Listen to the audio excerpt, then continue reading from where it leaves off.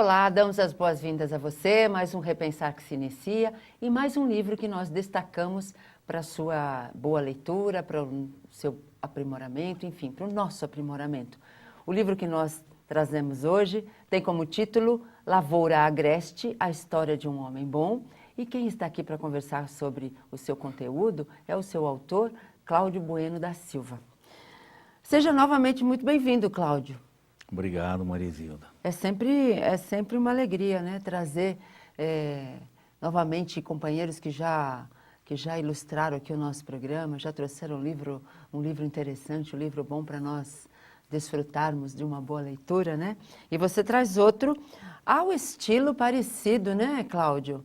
Do seu primeiro livro que nós já comentamos. Sob certos aspectos, sim, ele tem uma semelhança, embora ele seja um romanceado, né? Isso, é.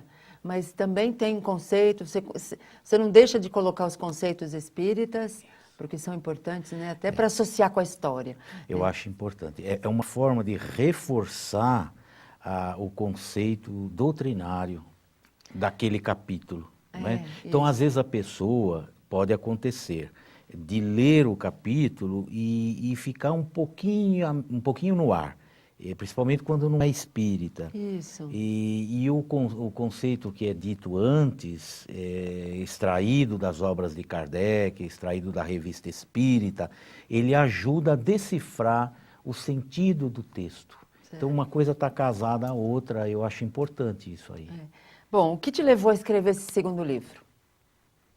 Qual foi o objetivo, né? Ou algo te estimulou, algo aconteceu para que você, né, fizesse esse meio romance, é um pouco diferente, mas muito parecido. Esse trabalho, o que me motivou, primeiro é a questão básica de todo escritor espírita, levar conceitos, ideias às pessoas. Certo. Ajudá-las a pensar o espiritismo. A minha esposa, ela é da região Nordeste. E eu aprendi muito com ela sobre a vida nordestina. Por isso esse título, Agreste. Sobre as circunstâncias vividas por aquelas pessoas.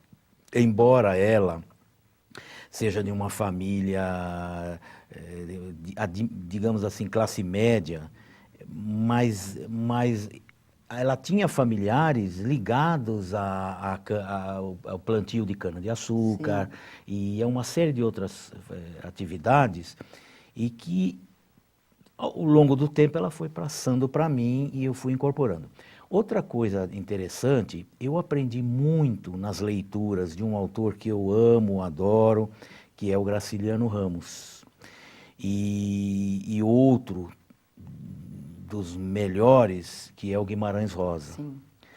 Então, esses autores ajudaram muito a incorporar certos vocábulos, certa forma de ser do nordestino, e eu trouxe isso para o livro, sabe?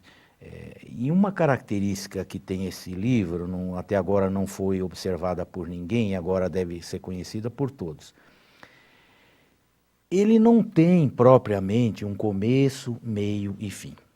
É proposital. Ele tem mais ou menos características de ser lida, de ter os seus capítulos lidos individualmente. Sim. Se você lê um capítulo individualmente, você terá ali um conjunto de ideias suficientes. Você vai entender o contexto, Agora, você vai conseguir. Como eu ligo um capítulo ao outro, do começo ao fim do livro? Através dos cenários, através do ambiente, através das personagens. Mas a história em si, ela tem uma ligação relativa do começo ao meio e até o fim. Certo. Então, é um livro diferente nesse sentido, mas não deixa de ser romanceado, né?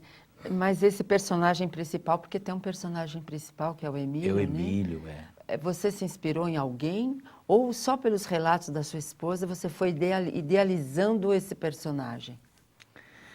Olha, eu me inspirei em Jesus, viu? Porque esse Emílio, ele é o protótipo do homem bom. Sim.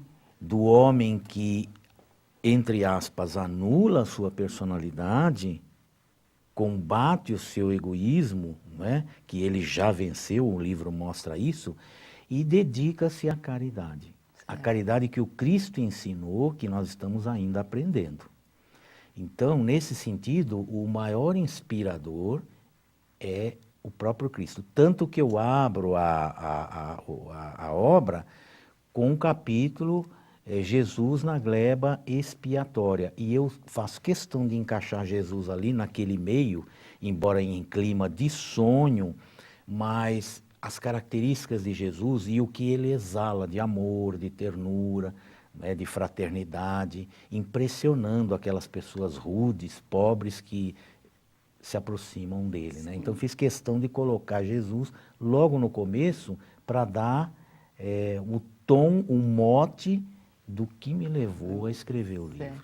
Certo, mas aí esse personagem não é Jesus, mas é uma forma de mostrar às pessoas de que nós poderemos chegar a Jesus, é isso? Isso. Aliás, essa é a preocupação do Emílio, não é? Uma preocupação serena, tranquila, não é?